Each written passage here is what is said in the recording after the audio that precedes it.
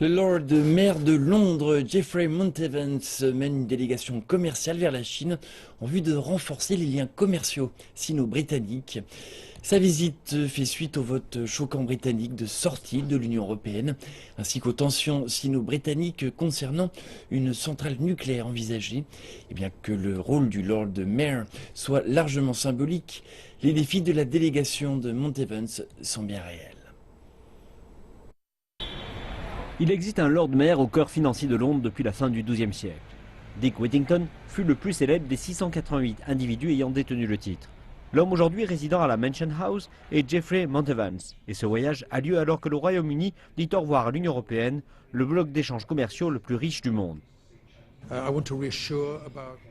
Je veux rassurer après le vote du Brexit. Je veux ouvrir les opportunités d'investissement existantes ici et les opportunités de coopération. La Grande-Bretagne fait tout à fait partie de l'Europe et le demeurera. Ce sera différent, les détails devront être étudiés, mais nous serons, j'en suis certain, très impliqués en Europe. Donc je pense que c'est un geste qui est salué.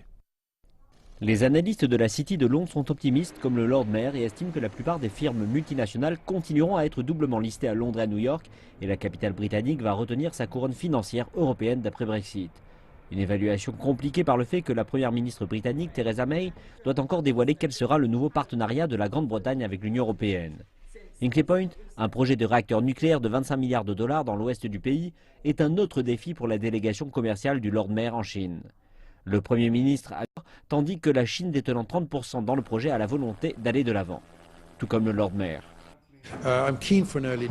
Je suis pour une décision rapide. Je pense que dans cet âge d'or, ce projet est plus important qu'aucun autre, si je peux me permettre de le dire ainsi. Il y a énormément de projets en cours et je pense que l'accent est absolument mis sur celui-ci. Mais cela ne doit pas nous écarter de l'importance de tous les autres, qui sont développés dans le même temps. Alors que le G20 vient de se terminer, le Lord Mayor de Londres aura du travail en arrivant en Chine pour sa mission commerciale. Cependant, il sait bien que l'âge d'or des relations sino-britanniques aura besoin d'un peu de polissage pour retrouver son lustre d'antan.